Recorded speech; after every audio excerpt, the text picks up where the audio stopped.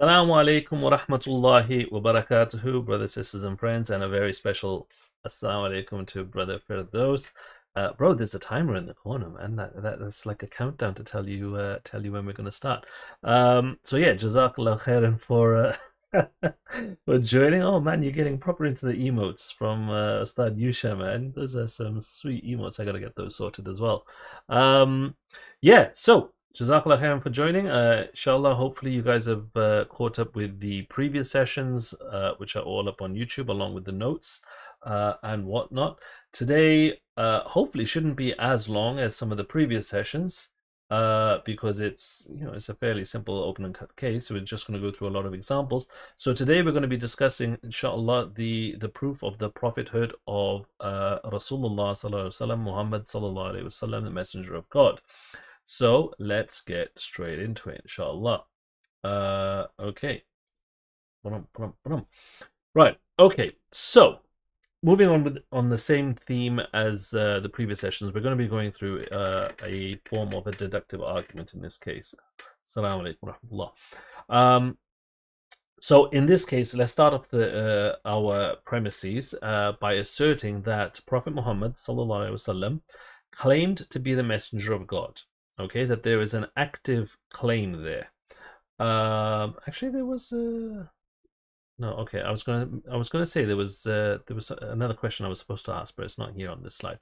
Right. Okay. Prophet Muhammad sallallahu alaihi wasallam actively claimed to be the messenger of God. This is recorded in the Quran, as we see from the ayah that's listed there, as well as in many of the hadith, the authenticated narrations from people that were there. So in terms of this claim, there is no ambiguity here. I mean, at the end of the day, the Muslims around the world refer to him as the messenger of God or a prophet of God. So in terms of this claim, there is no ambiguity or confusion there. The claim is 100% definitely there, and it is attributed and ascribed to Prophet Muhammad sallallahu alaihi wasallam in the sense that he is the one making the claim. This is not a claim that other people are superimposing onto him.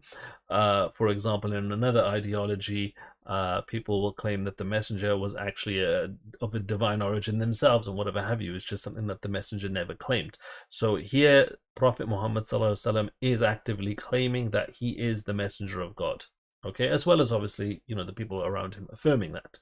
So now in this statement, yeah, we're going to go a little bit more than that. Yeah. So in this statement, there's only two scenarios, right? By the way, before I go into this argument, I do want to also caveat that this is not my ultimate favorite argument for Prophet Muhammad sallallahu alaihi wasallam. There is a much more powerful and nuanced one there. The problem with this one is that it requires entertainment of ulterior motives of Prophet Muhammad sallallahu alaihi wasallam, which is not obviously the best in terms of etiquette. It's only done to explore, like I said, the full range of options in order to make sure that our deductive argument is actually watertight, that we've done everything. There is another argument out there that doesn't necessarily rely on this that I would prefer, but unfortunately it's a little bit more complicated to go through. I haven't really got the slides and everything like that ready. So this, in terms of bang for your buck, this is the best one in that regard, because it's a lot simpler to understand and to remember all the steps and the points concerned. Okay, so now with regards to this claim, there's only two possibilities, right? Just think about it. Either the claim is true or it's not true. It can't be partially true. You can't be partially a messenger of God. I'm the messenger of God on Mondays to Friday, but on the weekend, I take the day off. No, you're either the messenger of God, and it's once you've been appointed as a messenger of God, it's that that's your role for the rest of your life, or you're not. There's no in betweens. So either the claim is true or the claim is false. There is no in between here. So that's why we can explore both options. And what will further divide as well is when the claim is false, well, we also need to consider, well, okay, fine, if the claim is false, yet Prophet Muhammad is making the claim, did he know the claim was false? Which means that he was actively trying to mislead the people. or was he unaware that the claim was false, which means that there was some, and this is, you see, this is what, why this is not the best in terms of etiquette, but the claim is that there was some mental deficiency there. So this is what, Orientalists and people who deny the messengership of Rasulullah sallallahu alaihi wasallam would claim, is that either he is a liar, that he actively tried to mislead the people, or to try and appease the Muslims, or because they can't support it, they'll say, well, no, he wasn't actively lying, because that implies an intention, but rather, he was deluded into thinking that he was the messenger of God. So just to put it basically into a chart format, you either have either he was an imposter, right? So he wasn't a truthful and authentic messenger of God, in which case he was either sincere. Now, what we're going to be discussing here is, I want you guys to think about this for a second, right? So we've already got the answers there, actually. Maybe I shouldn't have gone to this slide straight away, right? But consider the question: if someone is insincere, right? So there's a claim here that, in fact, let me just check out what the next slides are, because obviously we get here, right? Okay, fine. Let's go back here. This one, right? In terms of being an imposter, we're going to do this through deduction. By the way, let me just go back one step. There is a similar argument that the Christians make. There is a similar argument that the Christians make with regards to Jesus, with regards to Isa alayhi salam, saying that he was either bad, mad, or God. Okay, that he was either bad, as in he was a liar, or he was mad, he was deluded, or failing those two, he must be God. Very similar to this argument here, but what is the fundamental flaw, the big crux that is missing in that argument? There's a very, very significant fatal flaw there that they've overlooked. What do you guys reckon that is?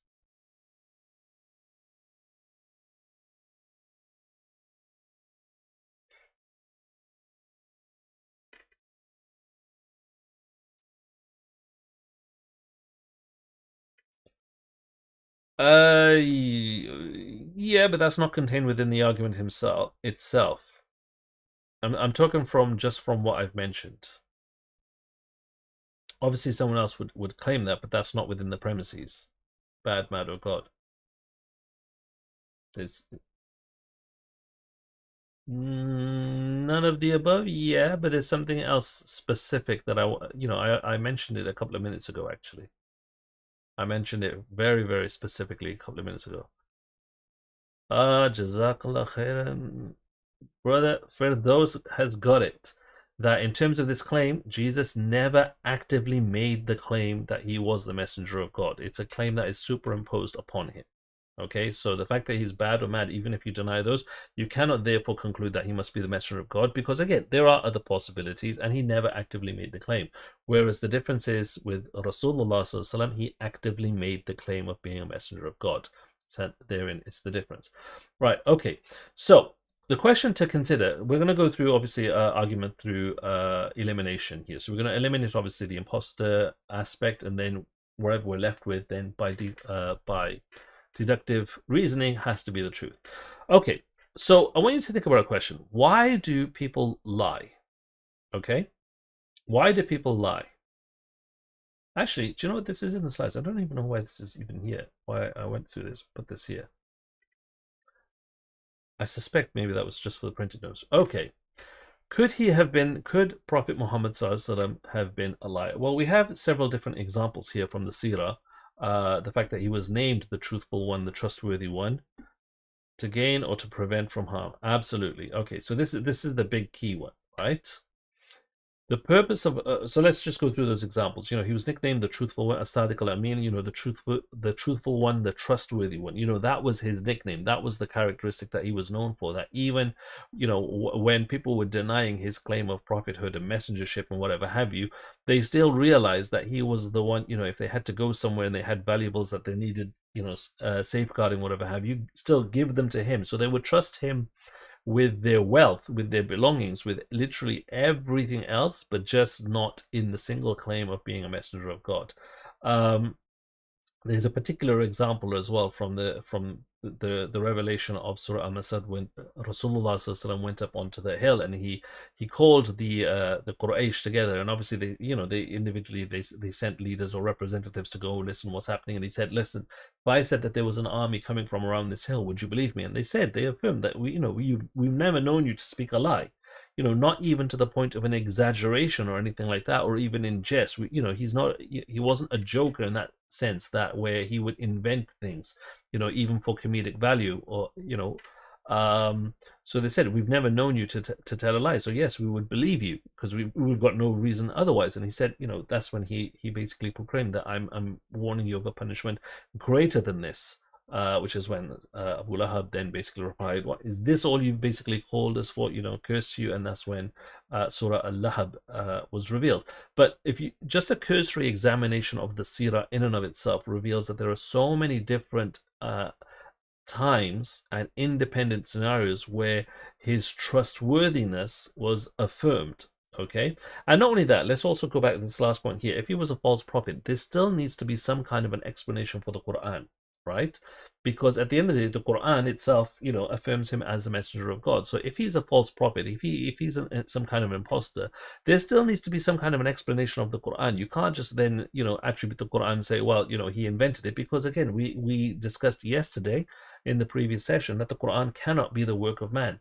So if the Quran is, cannot be denied to be the word of Allah subhanahu wa ta'ala, how else are you going to be able to go there and say, no, I'm just going to deny this aspect that he's a messenger of God? Okay, so there still needs, regardless of the conclusion here, there still needs to be an explanation for the Quran.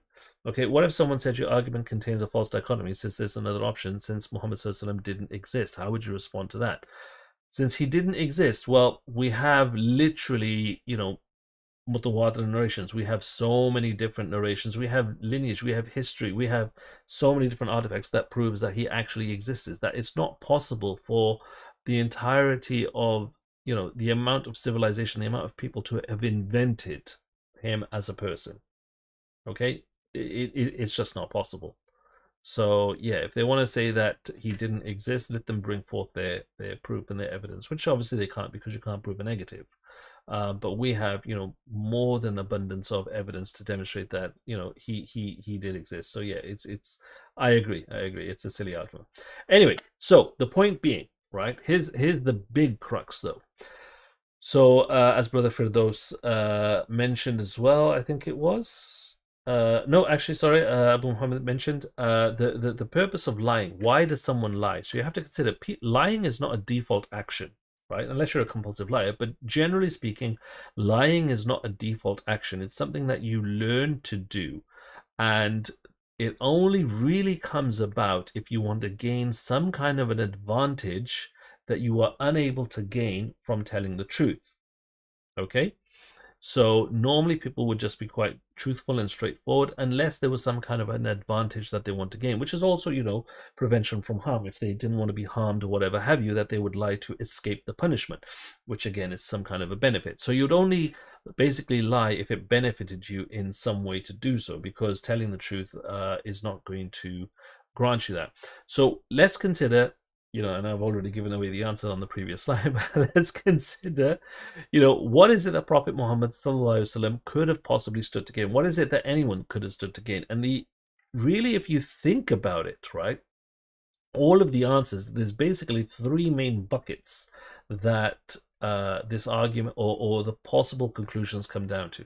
Now, it's either for women, that he wanted to increase the women that he was married to and whatever have you, or there was wealth, he wanted to increase his riches and his comfort, or for status, power and recognition and authority among men. Okay, anything else that people say, if you say land is part of your wealth, whatever, everything else will fit somewhere into one of these three buckets. Okay, there really is, well, I say there really is, possibly there could be, I've just never heard of it. So if anyone has a fourth bucket, something that is completely distinct to any of these, that wouldn't fit in any of these, I'm all ears. Because you basically have one which is the acquisition of women, from, I suppose you could say acquisition of men or children, but, would you acquire them as slaves? Because that's then considered your wealth. Because then you have the acquisition of other stuff, which is material things, which is your wealth, or the only other immaterial thing is your status. Anyway, so let's consider: is it possible that Rasulullah sallallahu alaihi wasallam lied in order to gain women? Well, let's think about the state of the Arabs before Islam. The state of the Arabs was such that a man could have as many wives as he wanted. It was completely unrestricted, and he didn't have to offer them anything. He didn't have to offer them a mahar. He didn't have to offer them a bridal gift. He didn't have to look after them. Literally, women weren't even second-class citizens. They were third-class citizens, to the point where they were considered property that could even be inherited. When the father passed away, the sons would inherit the wives. So that was the nature of women then. People often will say that, oh, Islam you've allowed 4 wives and whatever have you, and they're looking from the perspective of the default being 1 and Islam increased it to 4. Well, actually, no, Islam reduced it from unlimited down to 4. That now you can only have 4 maximum, and even then you've still got to be treating every single one equally. But the Quran also stresses that if you can't do justice between them, then stick to only one, marry only one. Okay, so the monogamy here is stressed, and now when you want to marry a wife, a woman, you have to give them a bridal gift. It's obligatory. It's not a negotiable condition. Obviously, it's up to them if they want to give that up, but it's still not a negotiable thing. It's not up to you. It's not up to the guy. Wa alaikum assalam wa rahmatullahi wa barakatuhu. Just hug like him for joining. We missed you yesterday, bro. What happened?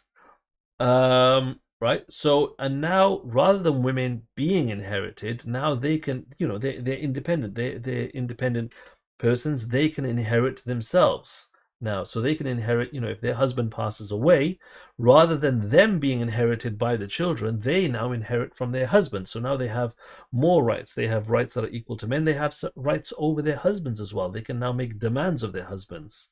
And again, on top of that, Islamic teachings prescribe modesty as well. So you have a look at, this big thing that's going on now in France where they're trying to ban the hijab and whatever have you. Islam prescribes modesty, which, if you think about it, is a barrier for advancement, unwanted advancement from the men. Now you think about it.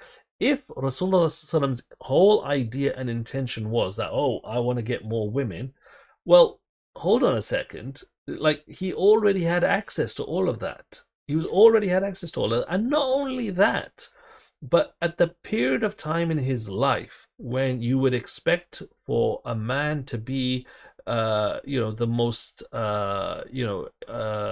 virile, where he wants to have more and more and more, which is, the young adult age.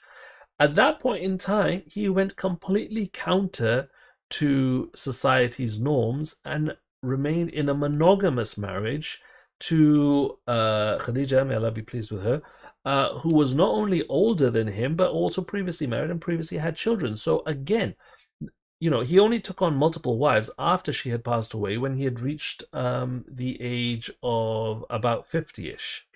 Okay? So it was literally only in the last decade or so of his life that he had actually become polygamous.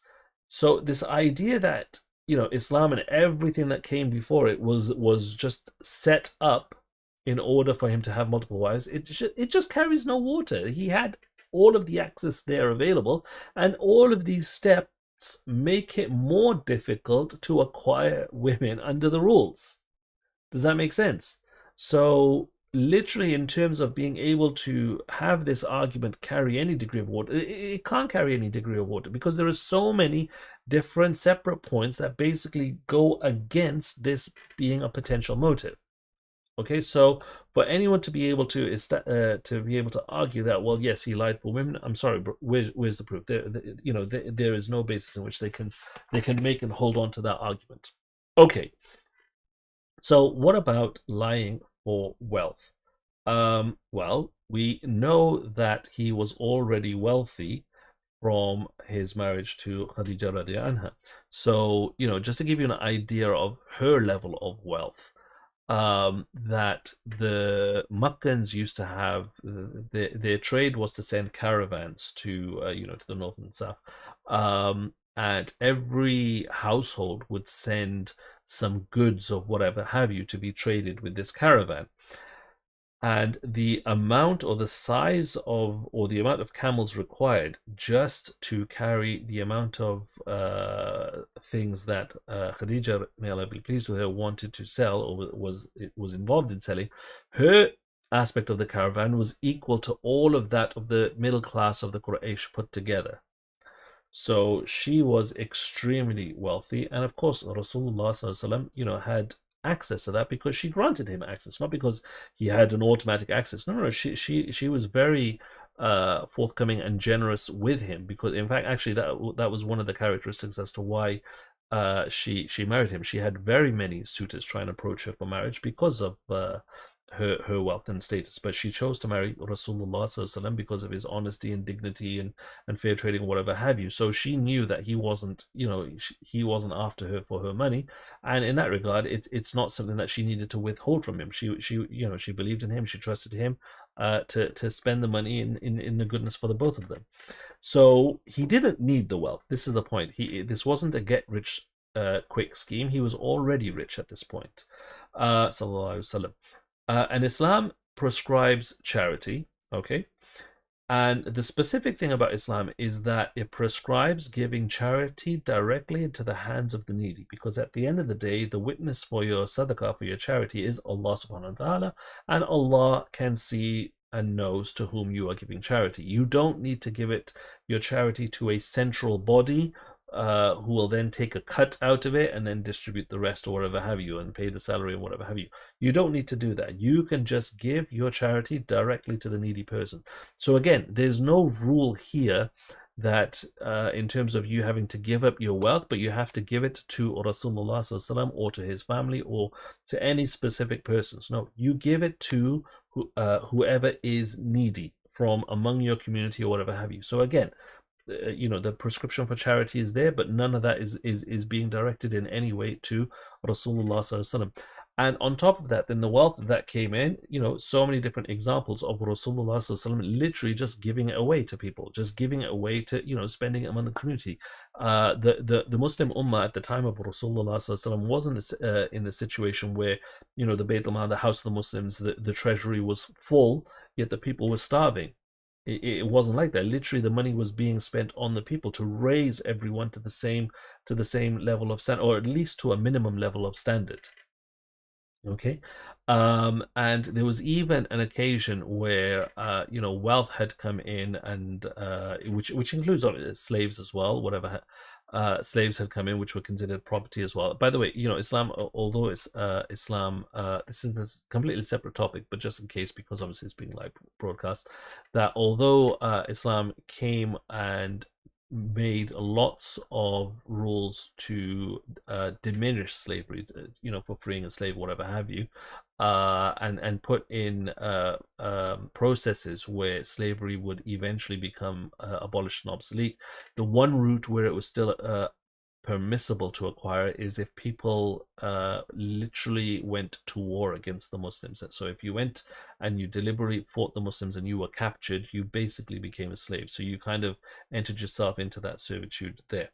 So also prohibitions of interest demonstrate the motive wasn't wealth, because prohibition, that's a good point as well, that there's prohibitions of interest as well, which again is for the rich to get richer.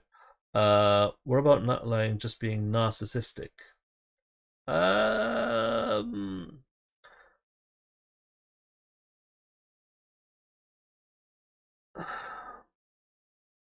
How you're gonna have to expand that one for me. I'm not seeing how you could reconcile the two, because we're talking about here, like, literally specifically the claim of being a messenger. So it's got to be either willful willful misleading there or not. So how would narcissism play into that? Right. So so on this occasion, his daughter Fatima, may Allah be pleased with her, came to him and she wanted basically a slave to help out with housework and whatever have you, and he refused her. This is his his beloved daughter, one of the four who have women who have perfected their iman throughout womankind. She's got like ridiculously high status. She was the one who of his family who met him first after his passing. She was overjoyed with this. Like, she's the most beloved to him of his daughters, of his family, and he refused her. And he said, no, it's for it's for other people, the people who are needy. And instead he taught her a dua, instead, a supplication to make instead. So there was no point where he actually preferred his own family, in terms of these regards, like his own household. There is a narration from Aisha, may Allah be pleased with her, that even in his own household, that they only used to have dates for months, that they would only eat a couple of dates a day, literally for months. So there was no evidence, anything. Assalamu alaikum wa rahmatullahi wa barakatuhu. Long time no see. Jazakallah khair for joining us.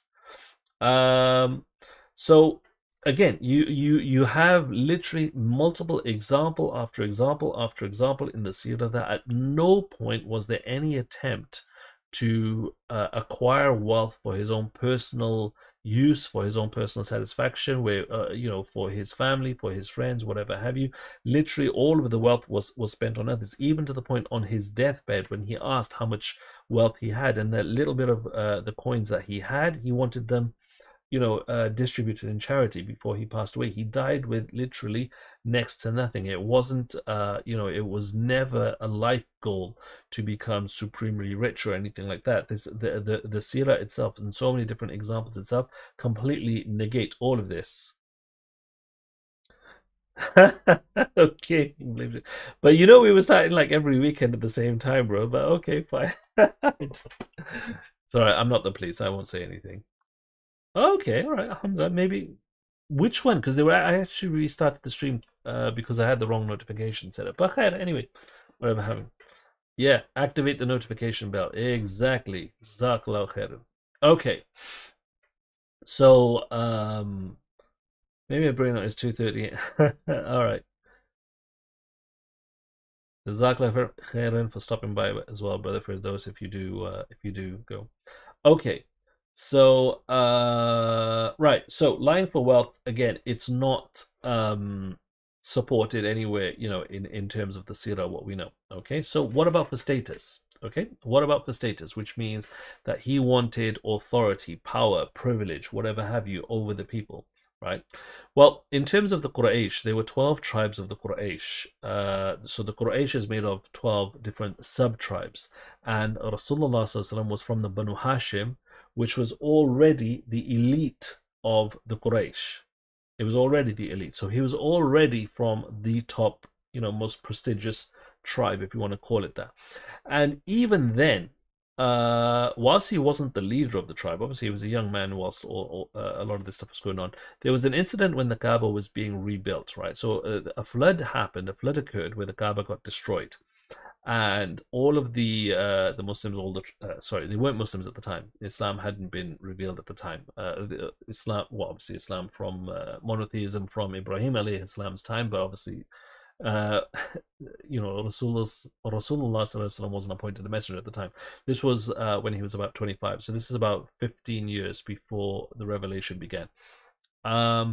So the Makkans at the time got together to rebuild the Kaaba. And when it came to putting the black stone in its place, then they had a fight and an argument as to who would have the authority or the privilege to be able to put the stone back in its place. But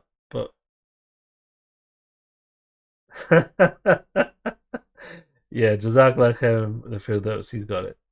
Yeah. Who would have the authority to put it back in its place? So they actually almost came to blows, and this halted things for quite a while. So then they made an agreement that, okay, fine, whoever's next to enter in the courtyard, let's let them make the decision. Okay, and it just so happened to be, Allah subhanahu wa ta'ala willed it to be that Rasulullah happened to be the one that entered up upon them. And at this, actually, they were all really, really happy because he had such a good relationship with every single one of them, with all of them, right? He had a good relationship with everyone that they actually thought that even though he's not from our tribe, obviously he was from the tribe of the Banu Hashim, that he'll pick us. That they actually each thought that they would be the ones that he would pick. Again, we have this narration as well from I've forgotten the Sahabi's name again. Amr bin As. When he asked Rasulullah sallallahu alaihi wasallam, who does he love the most? He was expecting it to be himself, and then Rasulullah sallallahu alaihi wasallam replied Aisha, and then her father, and then Omar, etc. So again, they actually thought that he would pick them. So he came up with the solution, sallallahu alaihi wasallam, that they would put down a cloth, put the stone on the cloth, and all of them would together raise it up. But he himself would be the one then to pick it up and to put it in its correct spot. And absolutely nobody had any issues with this. He was invited for the Pact of the Perfume, the Treaty of a Perfume, which is a very particular treaty that was made up between the Arabs to try and curb corruption among them because they were custodians of the Kaaba and they had been accused of being crooks, basically. Now, even though he wasn't an elder of the community at the time, his status was such that he was invited to become a part of this. So even from a young, early age, he was recognized to be someone of incredible importance within the community. Okay, now check this out. The beginning of the revelation, the beginning of prophethood. So we know the story. That Rasulullah sallallahu alaihi wasallam was in the cave, contemplating by himself, and the angel Jibreel alayhi salam came to him and commanded him to read and squeezed him tight and commanded him to read, at which Rasulullah sallallahu alaihi wasallam said that he couldn't read, yada yada yada. And after this incident, Rasulullah sallallahu alaihi wasallam then basically fled from the cave, ran back home. Now you know what happens, right? Actually, let me go back a sec. I don't know if you guys have ever been there. Right, but this cave is situated as fairly high up a mountain. It even though there's stairs there now, it'll take you a good 20 minutes minimum, right? 20 minutes, possibly longer, just to go up those stairs. Now you imagine trying to come back down those stairs as well. And bear in mind, this is sharp rock, it's very steep and whatever have you, okay? That you want to try and come down these stairs. And again, the Makkah itself is still a fair distance away. And by the time he gets home, he is shivering out of fear. You have that extreme fear when a sudden shock happens to you, your blood just runs cold. That, subhanAllah, that Rasulullah sallallahu alaihi wasallam felt this extreme fear and anxiety to that point that even after making it down the mountain and running all the way home, he's still shivering with cold, that he asked to be covered up, right?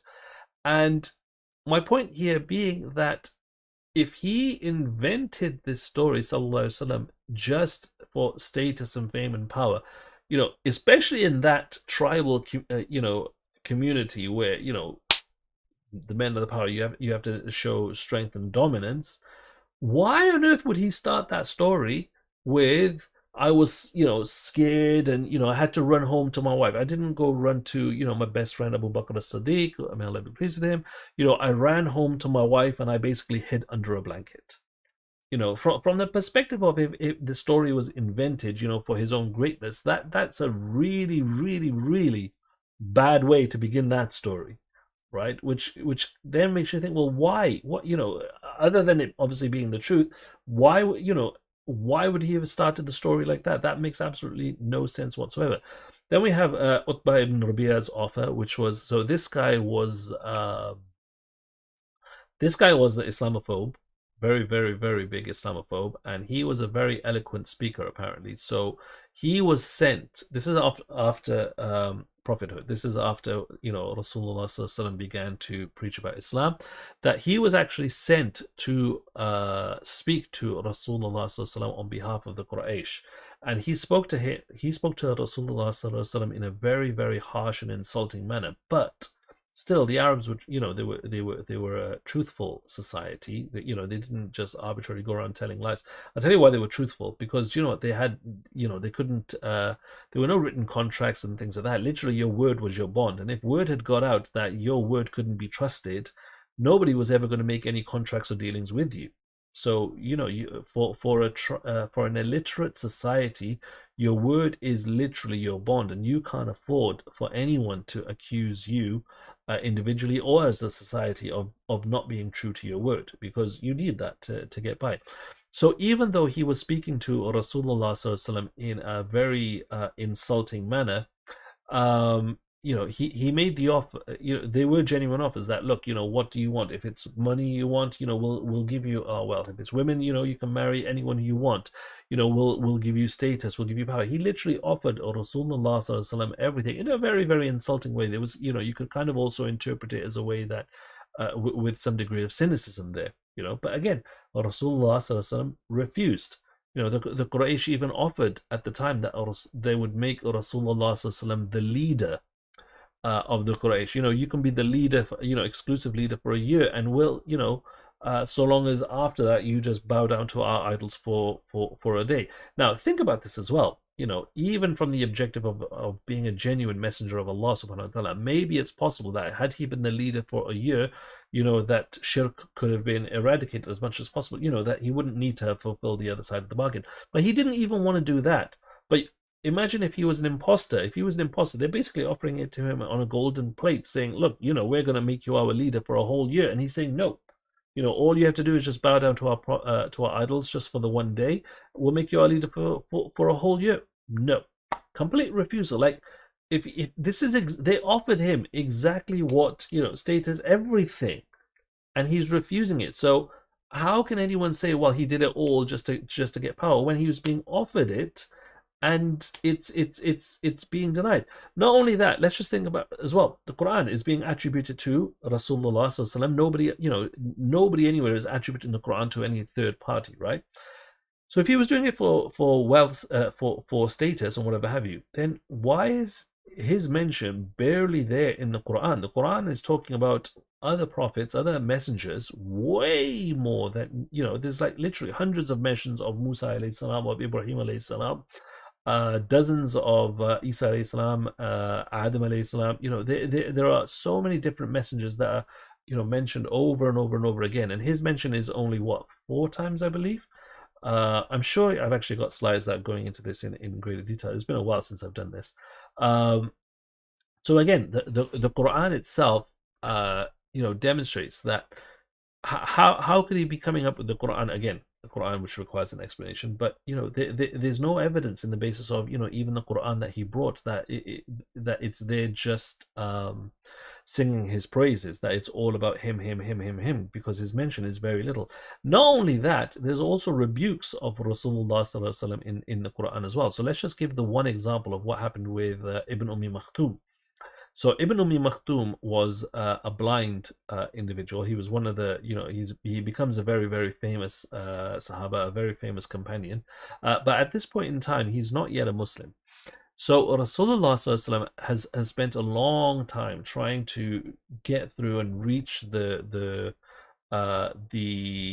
leaders, the Jahil leaders, right? So you have Abu Jahl, etc., who wouldn't give him the time of day. But on this one occasion, they said, yeah, okay, fine, whatever.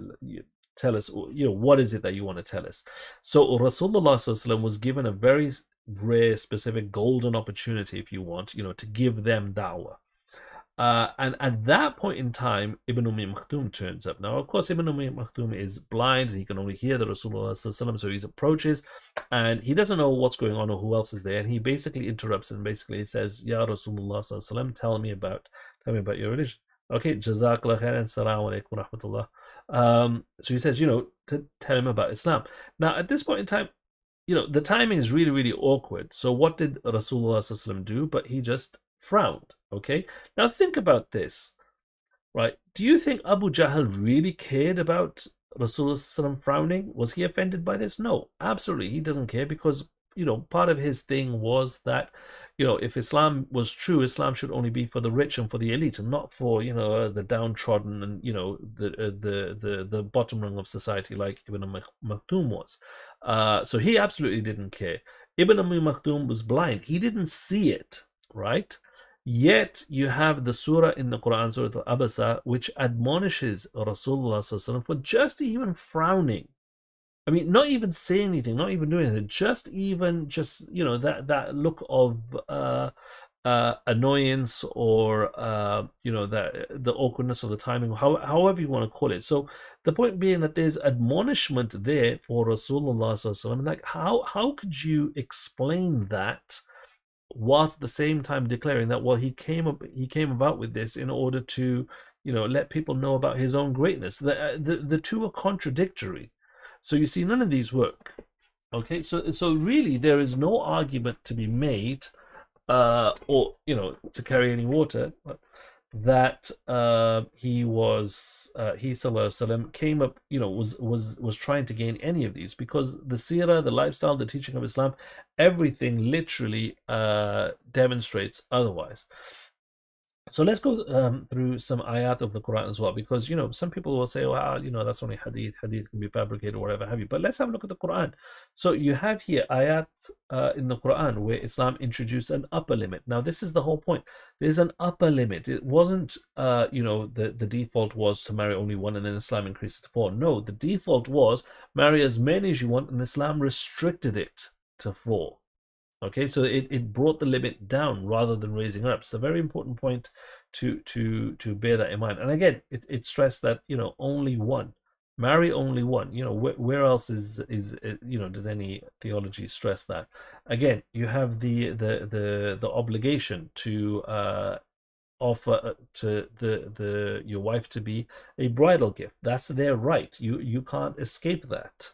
As opposed to what other societies do, which is where they demand that the woman pays the guy a gift. That's completely contrary and counter to Islam. And again, the woman's wealth is completely hers. It's got nothing to do with the guy. Her wealth is hers, and your wealth is hers. The guy's wealth is hers as well. She has access to her husband's wealth. That women under Islamic law, under Islamic principles, can expect to be maintained by the men of the family. That they don't have to maintain any financial obligations whatsoever. That literally they are to be looked after by the men. And so you have here also ayat of demonstrating that the women can inherit as well. And it's important, all of this is in the Quran. So it's not a case of like we can dispute this now, because now if somebody wants to come along and dispute and say, oh, these were injected or whatever have you, or again the work of man, then you just fall back to the proof of the Quran. Well, if this was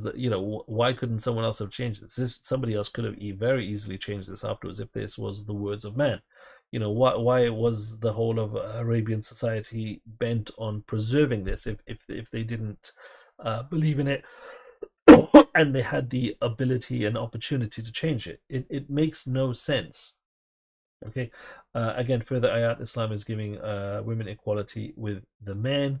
You have introducing women's rights over the husband, so now they can demand things from the husband. They can demand their husbands be with them at night. They can demand to be maintained to a standard that's similar and equal to other women in society, whatever have you.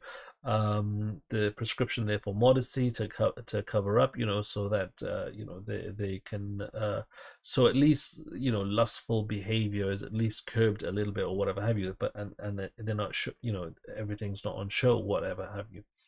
Okay, so again, we've already gone through all of this. So yeah, we already explained that she was older than him. He went against society. He remained to her monogamously for approximately 28 until her passed away 30 years after the advent of Islam. He also offered any women, and recited Surah Al-Fasl and brought Islam to gain women. So yeah, this is basically what we've just went through. It makes absolutely no sense to argue that he was lying to gain women.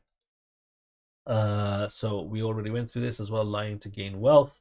That she was already very wealthy, so he had the wealth from Khadija radiallahu anha. Oh yeah, this was another point that I forgot to mention this, that when Rasulullah was running from the cave of Hira to her, and he felt that he was being crazy. Actually, no, it wasn't on this occasion. Was it on this occasion, or was it on the subsequent occasion? But it was on one of the two occasions. It was the first or the second revelation, I forget which one now, that she mentioned to him that I think it was on the second occasion actually, because that's when I think he felt like there was something going on. That she consoled him by saying that his Lord, Allah Subhanahu wa Taala will never leave him. By Allah will never disgrace you as you keep good relations with your kith and kin, speak the truth, help the poor and the destitute, and serve your guests generously, and assist the deserving calamity afflicted ones. This is an evidence from her that he's spending wealth, in the path of charity and sadaqah. Again, other examples here, other different hadith here. These are from Sahih Muslim, where Umar bin Khattab is narrating that he saw an incident where Rasulullah Sallallahu Alaihi Wasallam had separated from his wives for a period of time, and he was sleeping on a straw mat, and Umar bin Khattab, may Allah be pleased with him, was pained that Rasulullah Sallallahu Alaihi Wasallam was subjecting himself to very, very harsh conditions, at which Rasulullah Sallallahu Alaihi Wasallam's position is that at the end of the day we're going to get Jannah, bro. That's it. Jannah that's the end goal. Forget the pleasures and the softness and the comforts of this world. Jannah is where it's at. So again, this whole idea of lying to gain wealth, his lifestyle literally does not support this argument whatsoever. Again, here we have the ayat from the Quran that explain and expose that even with the war booty that was coming in, that was given to Rasulullah Sallallahu Alaihi Wasallam as okay, what if someone said that he claimed prophethood to reform society? Okay, we'll come to that. Okay, good, Jazakallah. Right, they ask you, that the Beit al-Mal, it is still being distributed away. Okay, it was still being for Allah is only 1/5 of it. Only 1/5 is kept, and 4/5 are being distributed away. And even that 1/5 that's being kept is for the messenger, his near relatives, because at the end of the day, he has to eat, he has to be able to live somehow. What do you want the messenger of God to have a job, or do you want him to be looking after society, and the orphans, the needy, whatever have you. So this is like 1/5 of the booty is for all of this. The 4/5 go to whoever were the ones that won it.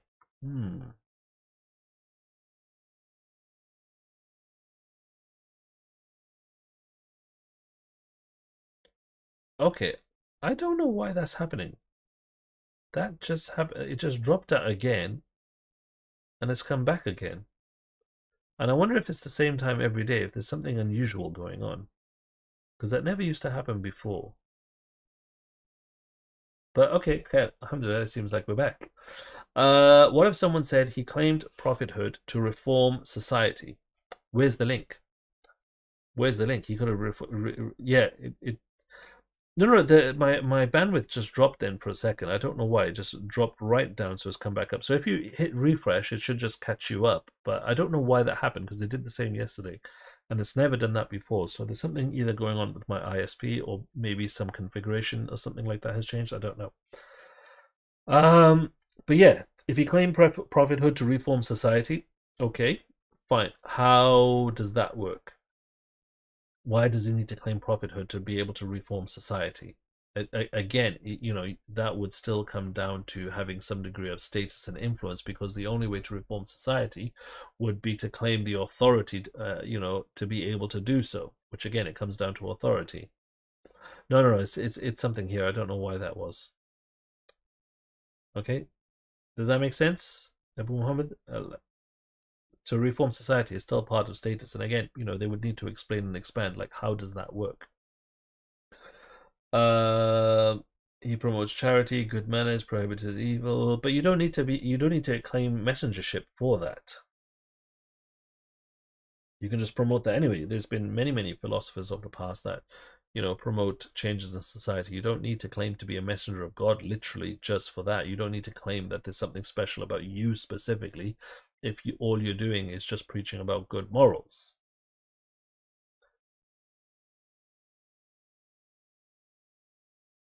Okay, so lying to gain wealth again. So yeah, Rasulullah Sallallahu Alaihi Wasallam was involved in paying off the debts of the Muslims. We have these narrations in Sahih Bukhari, both of them.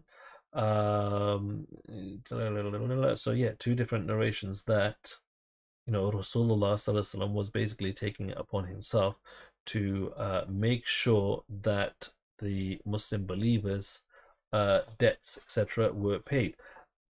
Okay, by the way, you're going to have all of these slides as well in the notes as well. So don't worry about remembering all of this and noting it all down. Lying to gain wealth. Okay, so you have examples here. Mu'adh ibn Jabal narrated that he used to ride with Rasulullah Sallallahu on the back of a donkey. Not even like a pony or a horse or anything like that. Literally a donkey, and not even their own donkeys, but they used to share a single donkey. Like, in terms of riding animal, like how much lower could you possibly go? In where like Rasulullah, if he wanted a horse or a camel and things like that, people would have brought him, whole herds of them. But he's riding a donkey and with a passenger. Like think about that. So where is this thing of trying to gain wealth? This is when he's the messenger of Allah, and he has the wealth available to him. When the trench was being dug, this for the Battle of Khandaq, the companions, out of hunger, they were hungry as well, used to tie a stone around their stomachs to stay for hunger. And Rasulullah showed them that he had actually tied too, that he was going through suffering and things like that, just as much, at least as they were. And we mentioned the hadith as well of narration that we didn't light the fire for months in our homes. We sustained ourselves on dates and water.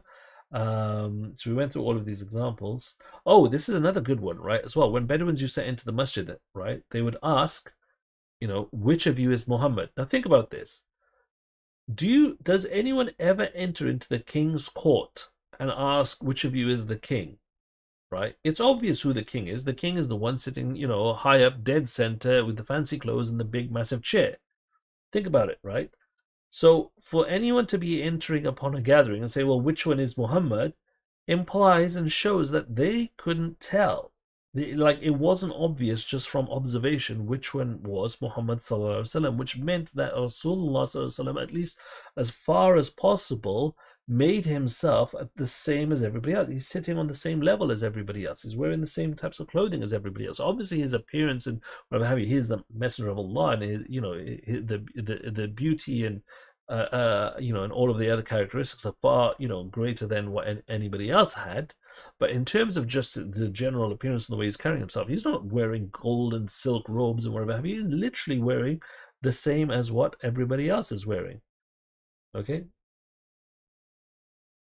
All of these arguments are predicated on the fact that Islamic sources are authentic and free from the bias. Not all of them. Maybe you could argue the hadith ones are, but we also have the chain of isnad. And you could argue. So we have also multiple examples in the Quran. And also we have, obviously, the narrations, which we have our chains of isnad, which is basically that we know who narrated this, that we have some way to authenticate where these narrations came from. So if somebody wants to say that, oh, well, the narrations are false, then again, let them bring forth their evidence. These narrations were authenticated way back in the day, at the time, within a few generations by, Muslim, by Bukhari and Muslim.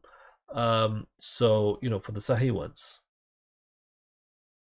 right? So if again, remember the lesson on argumentation. Your premises only need to be more plausibly true than the negation, and we've got the evidences, we've got the sciences, we've got the backing to show that no, all of the evidence points to the fact that these narrations are. There's more evidence to show that these narrations are more authentic, particularly the Sahih ones. So the narrations I'm giving you from Sahih are more authentic than the negation. So let anyone who wants to challenge this bring forth their evidence. They don't have any. Okay, so like I said, the Quran there, over 150 references to giving charity without accounting, which is basically give it directly to the people. Don't give it to a particular person, or a particular institution, or whatever have you. Give it directly to the needing people. Okay, so again, so many, an abundance of evidences to show that he couldn't have been lying, or he wasn't lying basically to gain money, because A, he didn't need it, and B, the money wasn't being directed towards him, sallallahu alaihi wasallam. So the last one, lying for authority and prestige. Well, again, we already discussed this, was already on from the nobility and held in high esteem by the Quraysh. Treaty of the Perfume, we discussed this already. First reactions upon reading the revelation was fear, doubt, and despair. We also discussed this. Victimless incident. And again, yeah, we mentioned all of this stuff. The least mention of the Anbiya mentioned in the Quran, he's mentioned only 5 times in total. Okay, whereas you have all of these other Anbiya who are mentioned far more than he is. Do you see?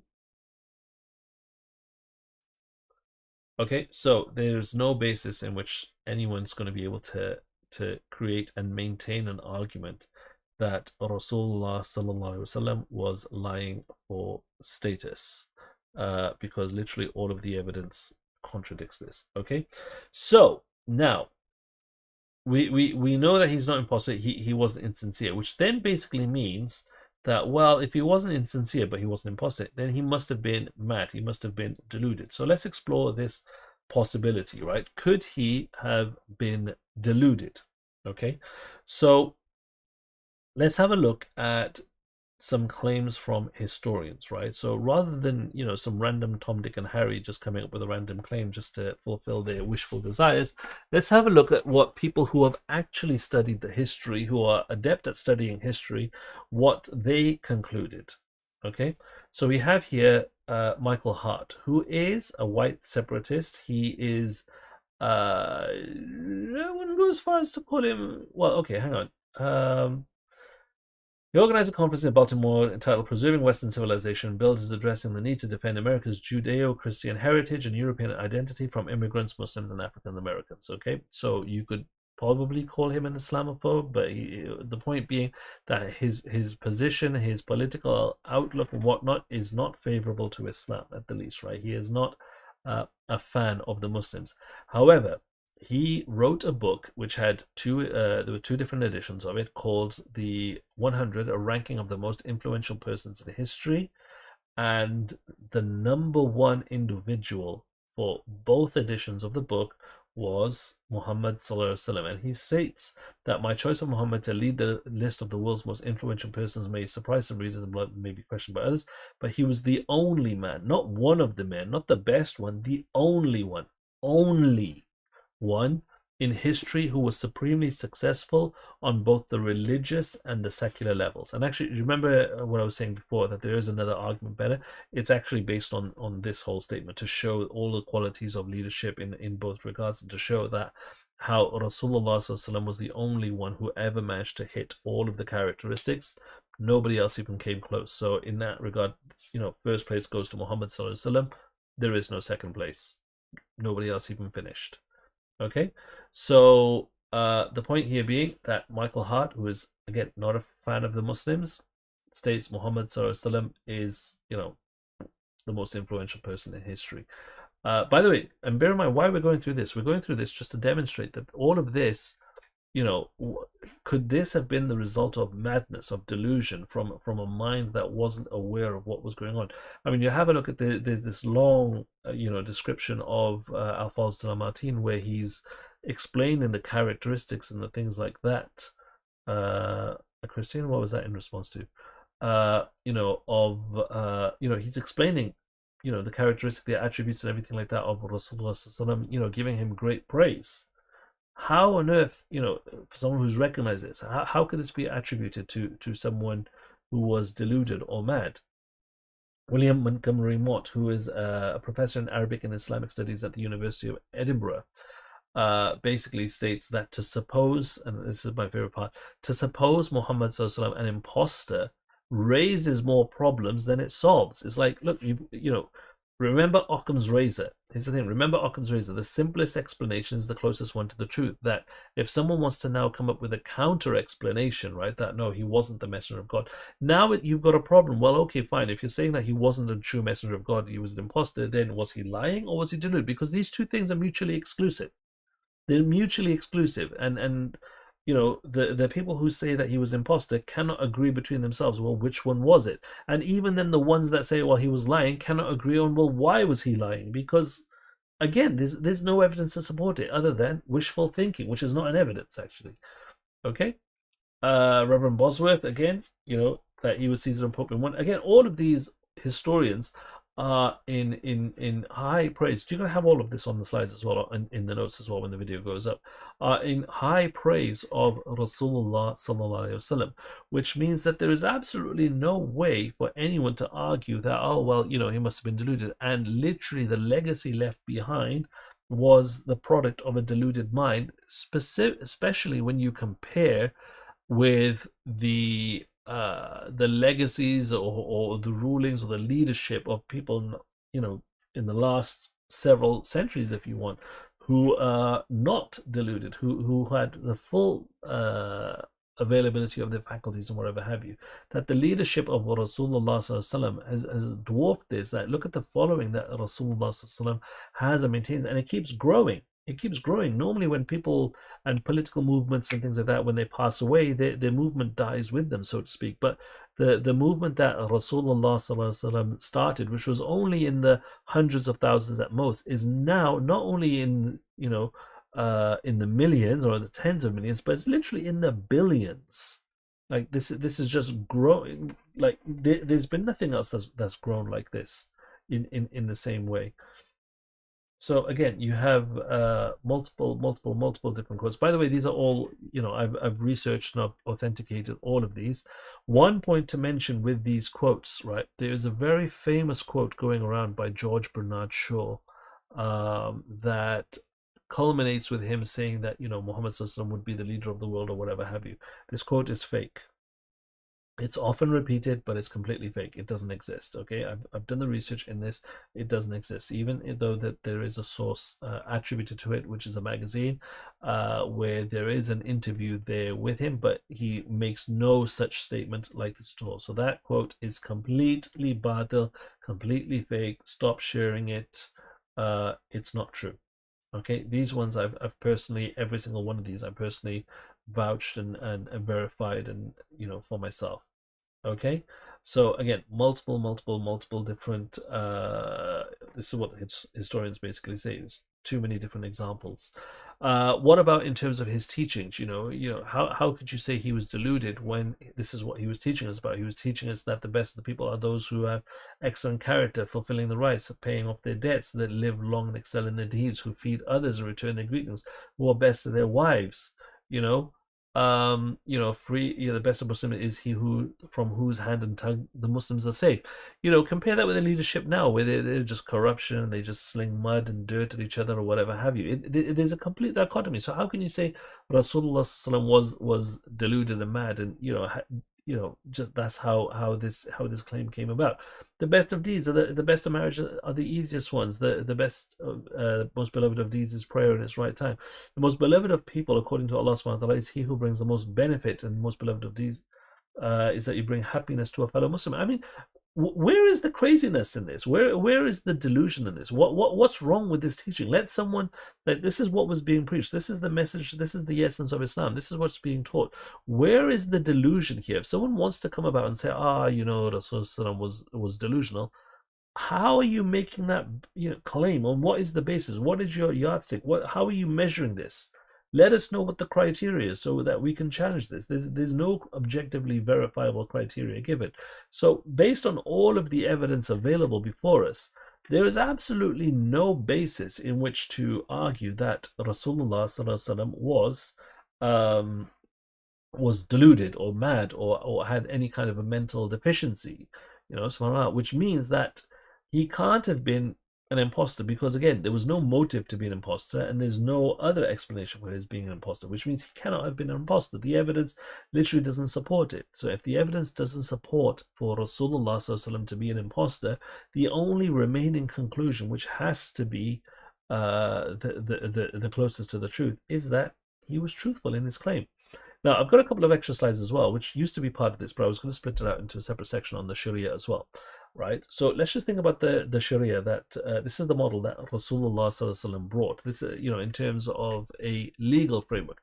Again, it's the legal framework that has stood the test of time, and it makes the most sense. It's the most just of all of the different frameworks that exist. So you have a look, like, it gives purpose in life, rather than preaching that, oh, you have no purpose, you just exist. You are born, you work, you eat, you sleep, and then you die. Islam gives you a purpose in life, which leads to less depression and anxiety. Because in the Western countries, you have a ridiculous amount of people. I think one study put it at over 25% of people are depressed. That, you have a huge amount of society that rely on antidepressants. They need to be made happy artificially because the society teaches them.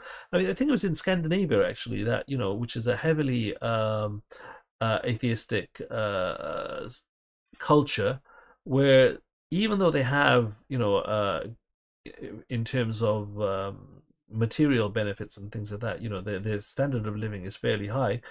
Their rate of suicide is as well, because people just have nothing to live for. Like, why do they're just existing. They just exist. They, almost like the regular rinse and repeat. Go to work, get some money, eat some food, sleep, die. Like, literally, there must be something more to life, but the society won't even allow that discussion to happen. What if someone says he was inspired by the devil? Okay, let them prove the devil exists. Let them prove the devil exists. What if someone says he was a genius who came up with all of these teachings? Fine, then he was a genius. Why wouldn't you follow him? He knows more than anybody else does. Why wouldn't you listen to him? Why are you only just going to listen on one thing and just say, okay, he's a genius in this regard, and then disregard him in anything else? It makes no sense. So if you regard him as someone who knows what he's talking about, follow him. And again, here's the other thing. At no point did he attribute all of this stuff to himself, right? He didn't attribute, like, oh, well, I'm coming up with this on my own genius. He basically claimed that I'm being inspired with this. So there was no ego there. There was nothing to say, hey, listen, it's all about me. I'm coming up with this, of my own accord. No, it's like, I'm being inspired. This is what Allah subhanahu wa ta'ala is teaching me and telling me to tell you guys. Okay? But he was not a prophet. Well, yeah, again, that the two things are non sequitur. That, fine, he may have been a genius to come up with all of the things, right? Fine, okay, but what was he calling to? He was literally calling to the fact that he was a messenger of God, and you need to worship Allah. I don't, it makes no sense to me, like, how one can claim one, but then just deny the other aspect of the claim. Anyway, so just going through this, we created, Rasulullah created a God-fearing, self-reproaching society. So what does this mean? So, like, in a society now, you have people who are very willing to deny other people their rights, because from their perspective, they're never going to be held accountable to it. Shopkeepers will shortchange you. Businesses will, something breaks down, they won't honor the warranty. There's basically corruption all around in a society that doesn't believe that anyone will ultimately be held accountable. Whereas what Rasulullah introduced was a society that, feared Allah and could reproach themselves. So, the people were actively eager to make sure that, you weren't being wronged. That everybody's rights were being fulfilled, nobody's rights were being trampled or whatever have you, which then only just increases the satisfaction level of society as a whole. This is what was created by Rasulullah, and this is what the Western world is trying to destroy, because, no, just stop believing in God, and not realizing or not caring that everything else slips away with that. Alcohol prohibition leads to benefits for society all around. Yeah, Islamic financial model prevents issues like the world financial crisis from occurring. The system of zakat. I've got a video to play on the system of zakat, which will be the final slide here. Marriage is strongly encouraged and facilitated, leading to stable families free from STDs, as opposed to the promiscuity that is being promoted and celebrated, particularly in the Western world, along with the problems that it then comes. Here's another unique one as well. The minorities can follow their own laws so long as it doesn't impinge on others. So look, if you've got a different rule set that you want to abide by, so long as it doesn't cause any external harm, yalla, bismillah, go for it. That's fine upon you. It solved slavery. So again, the Muslims were freeing slaves, and centuries thereafter, the Western world came along and they were started, creating slaves, and then they want to blame Islam for this. Like, slavery existed before Islam came about. Islam put in steps to eliminate slavery, to make the freeing of a slave an expiation. Whereas other societies were still hell bent on keeping it, and also solved racism as well. Every single person is equal, like the teeth of a comb. Like, the very famous statement of Rasulullah in his farewell sermon, Hajj sermon, you know, that the white is not superior to the black, and the black is not superior to the white, and the Arab is not superior to the non-Arab, and vice versa. You know, everyone's equal. We have the Salah 5 times a day where you're supposed to line up. It doesn't matter who you're next to, you line up shoulder to shoulder with whoever you're next to. You could be next to a white person, a black person, any other person, rich, poor, king, beggar, pauper, whatever have you. Everyone is equal in Salah, in prayer, before their Lord. Okay? And zakat is dynamically fair. I'm not going to explain all of this. I'm actually going to play a video for you guys, so you can watch this video, inshallah, which is an excellent video.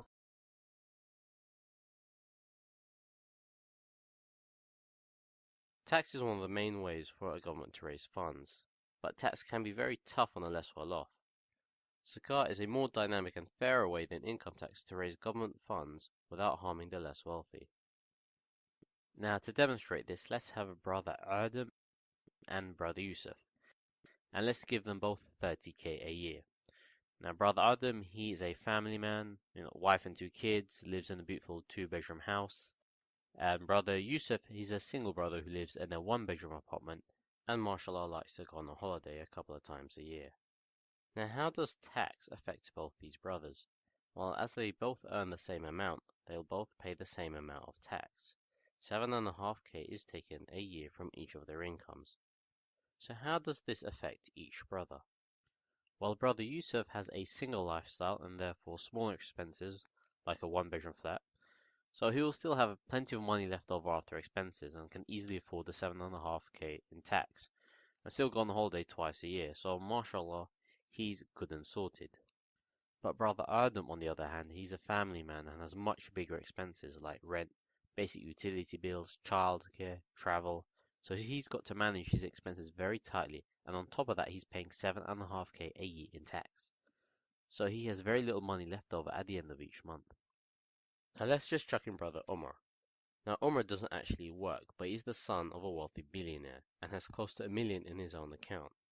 So he enjoys the lavish lifestyle, flashy car, big mansion, private yacht. But how much tax would Omar actually pay? Well, because Omar isn't actually working, he pays 0 income tax, despite owning insanely huge amounts of disposable wealth. Now, something about this picture doesn't seem very fair. The Western-style income tax doesn't really help those who need it, and it doesn't really tax those who can easily afford it. There has to be a better way. Zakat is a 2.5% tax, but the tax isn't on your income. The tax is on your surplus wealth, the money you have left over after your expenses. So what does this mean for our 3 brothers? Starting with Yusuf, Yusuf will pay 2.5% on his surplus wealth. Now a 2.5% tax isn't really going to stop him going on a holiday, but he will make a reasonable tax contribution. Brother Adam, on the other hand, he still has many expenses and will have little left over at the end of each month. Therefore, he doesn't really have any surplus. So Brother Adam will pay no tax, and that will allow him to use a full 30k from his income to support his family. MashaAllah. And what about Brother Omar? Well, Brother Omar has huge amounts of disposable wealth. And while losing 2.5% of that wealth to tax isn't really going to put a dent in his lifestyle, the amount he pays in tax would really help the rest of society. And the more wealth he accumulates over time, the more tax he pays. If Omar had $1 billion in surplus wealth, he would pay 25 million in tax. Alhamdulillah. And that's why zakat is dynamically fair. Jazakallah khair for listening. If you enjoyed the video, please share it. And assalamu alaikum. See, one thing. Oh, by the way, Jazakallah khairan, A8503 for following. See, one of the other things that makes this zakat system quite fair as well and workable is the fact that because you have the family man who's basically looking after his family, they're less likely now to need welfare from the state and whatever have you, which basically saves the state money. You see, so rather than taking from one, in one hand saying, right, give us money, and then just giving it back saying, oh, okay, you need support, they're just keeping it with him in the first place, which saves bureaucracy, paperwork, and whatever have you. And even the idea of you might have individuals that be like, well, I don't want to pay tax anyway because I'm just losing the money. Why didn't I just go out and spend it?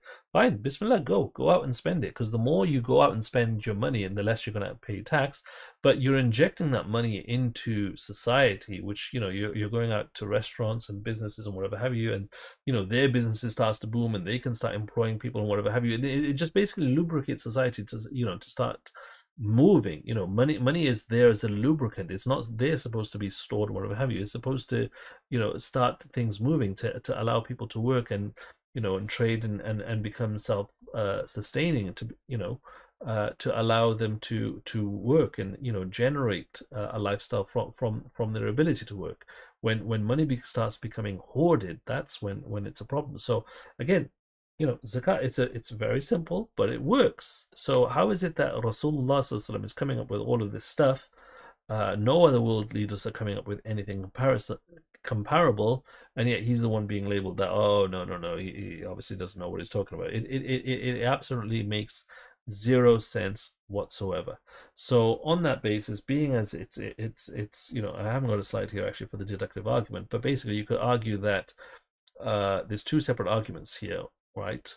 Which is that first premise is that in the claim that Rasulullah was truthful, or well, first of all, Rasulullah made the claim of being a messenger of God, which is easy to evidence. He was either truthful or lying in this claim. If he was lying, then he was lying either for personal gain, for he knew about it and it was for personal gain, or he didn't know about it. Both of those can be debunked. Therefore, we know he's not lying, which basically means the conclusion is that he must be truthful when he claimed to be the messenger of God. Does that make sense? I hope that all makes sense. I'm getting really sorry, I don't know why today I've had a busy day early this morning. So yeah, I'm hoping that makes sense. That brings us to the end of this section, inshallah, on Rasulullah Sallallahu Alaihi Wasallam. Next time we'll be discussing basically Dawah mode, how to engage in conversations and answer some basic questions and things like that. But yeah, are there any other further questions on this particular topic? Because if not, then we could call it a day. So I'll give you guys a second. When are we getting new emotes? To be honest, bro, you are my one and only legitimate subscriber. So I never actually bothered to look into it because I had no subscribers to offer them to. But if you mention it, I have no idea, bro. I've never looked into it. If, I'm if you wanna advise me, I'm all ears. Allahu alam. I need to think about it. Well, I need to think about what to offer as emotes as well. So yeah, you're gonna have to advise me, inshallah. Cool.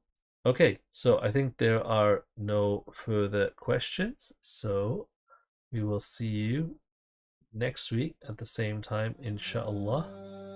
Jazakallahu khairan. Yeah. Just let me know, man. Just drop me a message or something. Okay? Cool. Jazakallahu khairan. Subhanakallahumma wa bihamdik. Ashhadu an la ilaha illa ant. Astaghfiruka wa atubu ilayk. And again, please do, I'll put the YouTube link up. It'll be on Facebook or on Twitter. Please do share the link. Please do encourage others to watch. And inshallah also to join again next week. Jazakallah khairan, and I will see you then. Assalamu alaikum wa rahmatullahi wa barakatuh.